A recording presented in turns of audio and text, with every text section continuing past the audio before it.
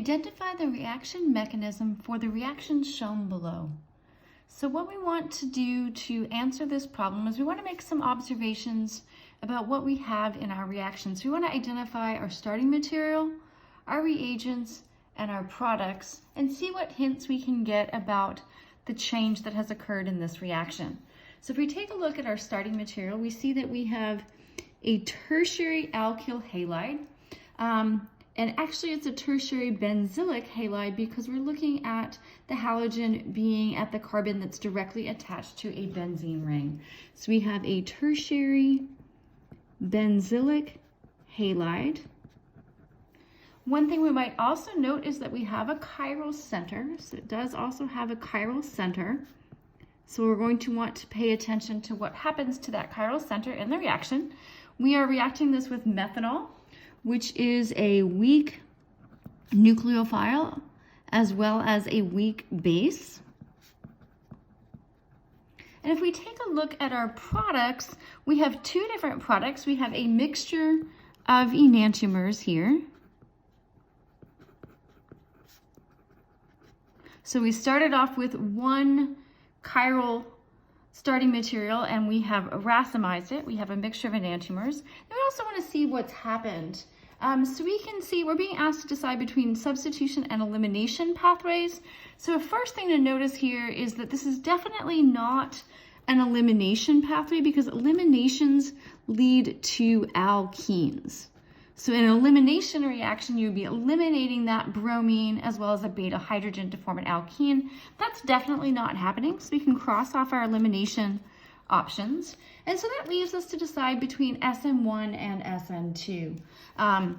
So the first thing that'll allow us to distinguish between SN1 and SN2 is the structure of the alkyl halide.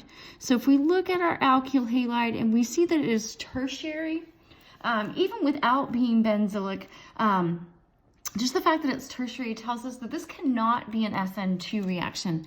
This has to be an SN1 substitution. If your alkyl halide was methyl, primary or secondary, we'd be looking at SN2 pathways. And resonance could also make something that is primary or secondary go by an SN1 reaction. But this case, we have a tertiary alkyl halide, so it is definitely SN1. Okay, so we've answered this question. I do want to go a little bit further and show why we're seeing this mixture of enantiomers and also take a look at the mechanism of that SN1 reaction. So I'm going to go ahead and redraw this starting material, our tertiary benzylic halide, and just going to quickly go through this SN1 mechanism.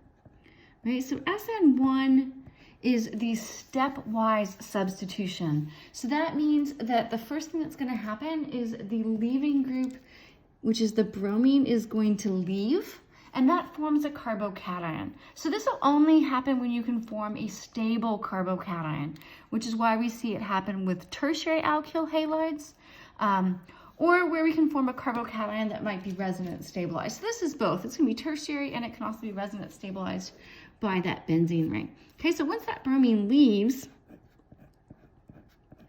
then we are going to get a carbocation, and carbocations are sp2 hybridized, which means we have trigonal planar geometry. So this is where we lose our chirality.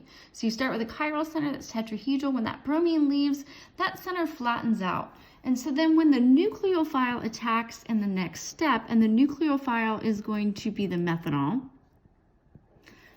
I'm just going to show it approaching from one direction just so we don't have too many arrows here, but we're going to put a note that this methanol can approach from either side of that carbocation. Okay, so that can approach from either side. Right, so by side, we're assuming this is flat in the plane of the paper. So we're saying some of the methanol could approach from behind the plane of the paper and some could approach from in front of the plane. And that's how we get our mixture of enantiomers. So let's take a look at this. So we go ahead, so we don't run into our little sketch here. I'm gonna keep drawing up this way and show what this looks like after that methanol has added, right? So we have the new bond to oxygen. We still have a bond between oxygen and carbon and oxygen and hydrogen, so we want to make sure we don't leave those off. Right. So there we are. Okay, and just gonna put a little star on that chiral center and note that that is racemic, or approximately racemic, meaning we've got a mixture of stereoisomers here. And then finally, to get from this protonated ether to the ether product, we'll use another equivalent of the methanol to remove that acidic proton. So we use another equivalent of methanol.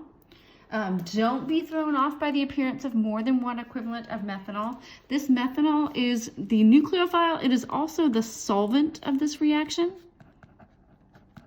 So this reaction is known as a solvolysis.